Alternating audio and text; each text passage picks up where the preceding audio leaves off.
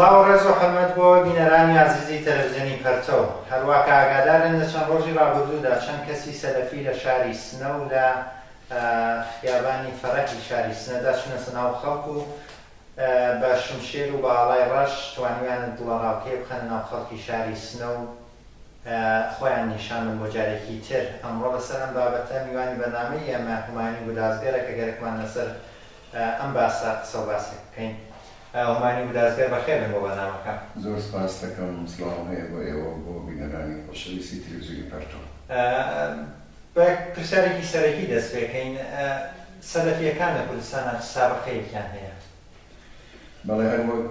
تۆ خۆت ئیشارەت پێکرد لە چەند ڕۆژ ڕابردووە بۆ چەندمین جار لە ماوەی یەک دوو مانگی ڕابردووە با تەوەجۆ بێتە تەحوڵاتێک لە مەنتەقا بەتایبەتی عێراقا هەیە. ئەمانە لەم فرسەتە کەڵکیان وەرگرتو خۆیان نیشان داوە. پێشتریش حدودی یەک مانگی پێش لە بازارێکی تەناخۆرا لە شاری سنە ئەمانە دەستیان کردێتە دەرهات کە بەرەڕوو بوون لەگەڵ ئاعتراز و مقاومەتی خەڵک و مەجبور بوون کە بەجێبێڵن. پێشتریشە لە سەردەمی ئەم جەریانەتی عێراقا چەند جارێک لە شارەکانی کامیاران، جوانڕۆ و هەروەها لە سنە لە چەند شوێ لە تەکیە و لە مزگەوتەکانی خۆیان کۆبوونەوە و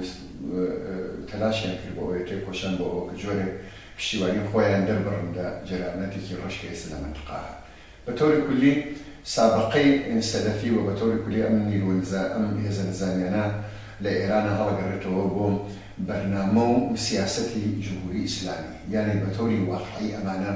هەر وەک داعیسێمە بارها باسمان لێکرد دەستپوخت و دەستکردی خودی نظامی ئیسلامی کە سابقەی هەڵگەڕێتەوە بۆ ئەوە کە جمهوری ئیسلامی ئەویست کە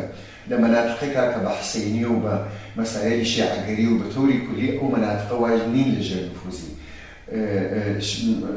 مناسباتی شیعە و مەسەبی شیعە بتوانێت کە نیروهایەکی کۆنەپەرست و نیروهایەکی مرتجع وەکو سەلەفیەکان لەژێر ناوی مەسەبە زینوو بکاتەوە بۆ بەریان باتی گیانجانەوە بە تۆری کولی هەر نەوەی ئاعتراز و مبارزە و نارضایەتیە کە بەرامبەر بە جمهوری ئیسلامی بوو. ئەمە کردەوەی ساڵانی ڕابردووی جمهوری ئیسلامی بەتایبەت لە دوودەهەی گوزەشتا پەروەردەیەکی زۆر ڕۆشنیان هەیە کە سپای پاسداران و اطلاعاتی جمهوری ئیسلامی ئەمانەی هاوڕ لەناو بازاڕی سیاسەت و دژی مەردمی کوردستان هاوڕیانیان. بەڵام هەر وەکو باقی مۆردەکانی تر ئەمانەی ئێستایی تر بۆ جمهوری ئیسلامی ئەو خێرایان نەماوە. ئێستایی تر یەواش یەواش خەریکن ئەبنە بزاحمی جمهوری ئیسلامی هەر بۆیە هەر وەک ئیسا جاروبار ئەبیسین ئەبینین لە خیابانێکە یا لە ماڵێکی تیمیان یا لە سەحرایەکە یا لە شوێنگەری مختلفە نیروگەر انتظامی جمهوری ئیسلامی محاصرەیانەکە جەماعەتیان هەیە ئەکوژێن و لەگەڵیانە بە ئیسڵاح دەرگیرە بن. هەر وەک من ئیشارەم پێکرد ئەساسەن ئەمانە دەستکردی خودی جمهوری ئیسلامی بوون و هەند ئێستاشە، بەڵام ئێستای تر با تەوەجۆ بە تەحوڵاتێکی تازەکە هاتووە بەرەوە جمهوری ئیسلامی ئەمانەی گەرەک ناوێت و بە ئیسڵاح ئەو کارکردن نەفعیانەتەوە بۆ جمهوری ئیسلامی و ئەوە سایستا کەوتوسە یەکەیەکە چنینەوەیان و جمکردنەوەیان. بەڵام ئێستا شرایەتەکە چۆنە؟ وەزعی بەتایبەت کوردستانی ئێران و شاری سنە و دەوروبەری چۆنە کە ئەم سەلەفیانە ڕاحەت ئاواتیان خۆیان نیشانیان و جموزۆریان زۆرتر بووە؟ هۆکارەکەی بە چی بێت؟ بەڵێ هەر وەک من باسم کرد ڕیشەی ئەمانە هە لەناو خولی ڕژیمە. بە تۆری واقعی هەن کەسانگەرێک و یا جەریاناتێکە لەناو خولی جمهوری ئیسلامیە هێشتا هەر یارمەتی ئەمانەتە. جگە لەوە بە تۆری کولی مەسەلیکردنەوەی جامعە و بە قەرابردنی و نەفسی وجودی جمهوری ئیسلامی کە زەواهری خۆشی جامعە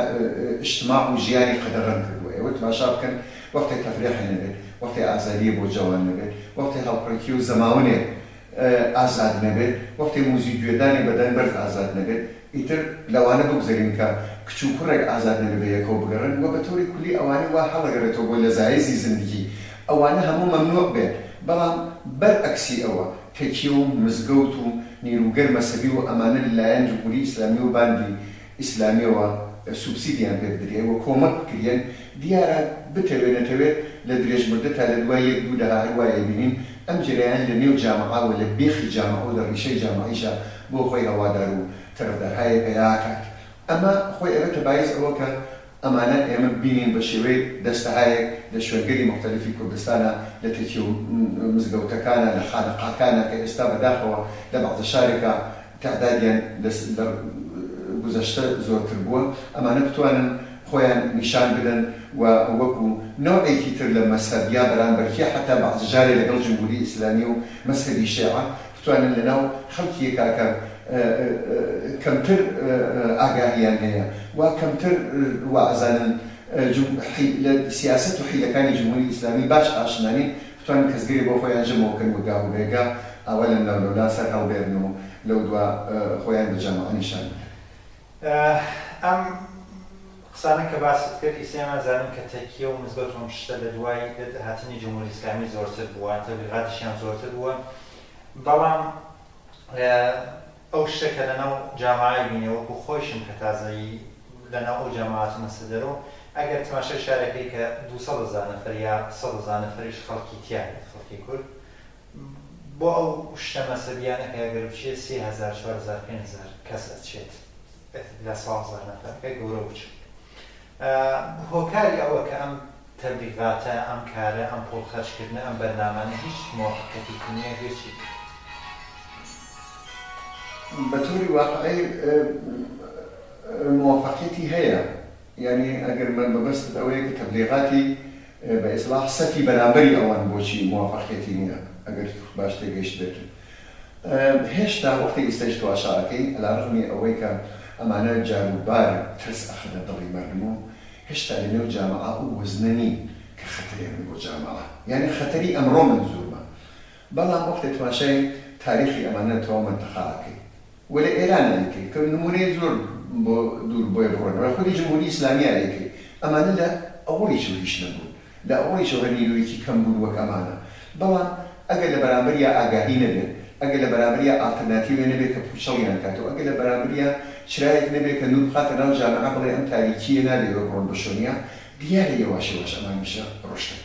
أجل لمن بكرسي بتوري كل سرقتي جمهورية إسلامية كارثي كده كسفي مقابلي أول كعبارة بلا إفشاعي وآجاهي عبارة بلا وكمردم بشون تمدن مدرنيتي إمروها برون عبارة بلا وكنيك ومشون مذهب وخرافاتي هزار شوار الصالة مبر لترى جمهورية إسلامية وعملا برفرش العصر عملا جمهورية إسلامية بري بم روتي روتي روشنجري لنيو جامعة روتي سكولاريزم لنيو جامعة آزادی لنیو جامعه و او دنیای امروز لقل دنیای 1400 ساله و بر فرقی هست نبی تیچه لسر خرافات و مذهب و تیچه و خانقه و گروش بکریه جمهوری اسلامی به همو هزی دولتی و برانبر با ام صفی روشنگری و بطوری کلی افشاگری وستاوه اما تا انا زي زور توانیه بر او بکری که ایما وکو جریاناتی کمونیست وکو جریاناتی پیشرو و جریاناتی که برابری طلبین و امانوی که جامعه و به انسانیت و عدالتی انسانی بروت بروا تا نازیت و انیو جمهوری اسلامی بری که بگری و لمقابلیا یا متدری امهزه اسلامیه ندی اما اکاب وقت بین چه شیء امو جمهوری اسلامی شرطی نابرابره که اول امکاناتی که چلو پریان بده سویا و برابری املا امکاناتی کم بده سویا که برابر بس کتی جمهوری اسلامی كانك زور ساختر وبكون ديروت في الشغل. وكو برسياري آخر سفي إنساني وازادي خوازانه وكسانه كدجي موازنه وقريكان دنيا كي برابر وازاديان ببيت. لا أمر كردستان شو وظيفة كان مستشانه؟ بروان أبي تماشي وظيفتي آئسة كردستاني عراق. الشيء بيجن أجري إما آئسة لا أو شاراني كردستاني عراق كوتسبر تلاماري نيرو غير إسلامي وين شيء ما نكر. چندین تصور کردی بیری لیب کردی تو. یکی که وقت قبلا او احزاب هن رون به زکانی نگی. یکی هزی ناوی پشمرگی او داره که لوانی ناوی بدیشیابه یا ایران شاید نمیشته تربه. ایران دیمان با تجربه خومن هر واقع لبیس 24 سال را بدوله کردستانی عراق دیمان ل حکومتی هریما اما جواب نیه برابر به هزی که رشوه کو داعش که ایسر عراق هایی ولی آینده لآيندهی که محتمل هیواداری لإيران أمانة ناتواني جواب بوبه هذه نظامی أحزاب كأولانك أو نامشيا پێشمەرگەیە أو هنا كيتر ناتواني بري أمثلة ورشة بوبه شتێک بتجربة خودی ئێمە لە منطقة وبتجربة تاريخ سابق بووە تەنیا هێزی جەماوەر ومقاومەتی تودەیی خەڵک ئەتوانێ بەربەم نیروە ڕەشە بگرێت فقط ئەمە ئێمە تەجربەمان هەیە هەم لە خودی کوردستانی ئێران ئێمە شەڕی نەورۆزی سنەمان هەیە لە زمانی قیامە وهر دور بۆی نەڕۆین هەر ئێستا لە سووریا شاری کوبانیمان هەیە کە بە تەواوی هێزەوە بەرامبەر بە داعشێکە ئەو هەموو چەکوتەقەمەنیان لە ڕژیمی حکوومەتی عێراق بەوە دەستێناوە بە چەکی قورس و سووک و ئەو هەموو مستەشار و کارلێزان و دەوروبیرێ دەوران بەعسییان لەگەڵا بەڵام هێشتا شاری ئەو شۆڕشە تودەیەوە لە کوبانیا هەیە نایکەن. من ئێستا مەبەستم ئەوە نییە کە لەباری سیاسی و پشتیوانی بکەم لە حرەکەتی کوبانی یا ڕەتی بکەمەوەش مەبەستم ئەوەیە کە مردنی شارێ ژیان و مەدەنیەتیان کەوتە خەتەرەوە بەڵام چونکە بە شێوەی تودەی بە شێوەی جەماوەر خەریکن دفاعەکەن لە مەدەنیەت و ژیان و حیثیەت و بە تەوری کولی موجودیەتی خۆیان ئەوە موفق توانیان بەرامبەر بە داعش و نیروگەر ئیسلامی بێسن. من پێم وایە لە ئێرانیش ئەبێ مردن بۆ ئەوە خۆیان ئامادەکەن. ئێمە بێخۆت نییە وەکو حزبی حکومەتی ساڵهایە باسی گاردی ئازادیەکەی باسی دفاع لە محەلاتەکەی باسی ئەواتین کە ئەبێ لە هیچ دەیەکە هیچ مەلایەکی کۆنەپەرست ذاتی ئەوەی نەبێ بڵێ ئەو کچە 13 ساڵە شێ بنێن بەشوو بە ئەو کوڕە یا ئەو ژنە چونکە ڕووسەریەکە بەسەریەوە داکەوتووە ئەبێ شەلاق بدرێت یا ئەبێ مەنگولەوە بکرێت یا ئەبێت تەرک بکرێت. گارد ئازادی بۆ ئەوە دروستکراوە کە بەو کەسە بڵێن بۆ مرتجع بڵێن یا لەسەر جێ خۆ داعەنیشی یا دادئەنێ. ئەمە شاید بڵێن هەستەی ئەسڵی ئەو مەقاومەتەیە کە ئەبێت یەواش یەواش تەبدیل بێ بە هەستەی مستەلەحانە بێ بە هەستەی ئەوە کە هیچ ببێ بە هەوێنی ئەو ئەرتەشە یا هەوێنی ئەو میلیشیا تودەیە ئەو گارد ئازادیە کە لە ئایەندا بەرامبەر بە هەر تەهدیدێکە لەلایەن مرتجەقین و کۆنەپەرستی و ناوی سەلەفی ناوی هەرچی هەیە لە ئایەندا بتوانێت ئەو تەزمینە بدا بە جامعەکە یان پارێزێت. هەمووانی بۆ دەستگەر زۆر سپاس بۆ ئەمڕۆ کاتم بۆ سدەی بەنامە و بەشاریتان کرد. بینەرانی عزیز تەلەڤیزیۆنی پەرتۆ بێشم بە کۆتایی ئەم بەشەی بەرنامە ئەتوانن بەشەی بەرنامە لە سایتی تەلەڤیزیۆنی پەرتۆ بە ئادرەسی www.perto.tv یا بە یوتیوبی تەلەڤیزیۆنی ئێمە بە نیشانی youtube.com/depertotv تماشای بکەن. ئەتوان لە ڕێگەی ئیمەیلیشەوە تەماس بگرن لە ئێمە و نەزەر و پیشنهادەکان خۆتان بدەن بۆیان.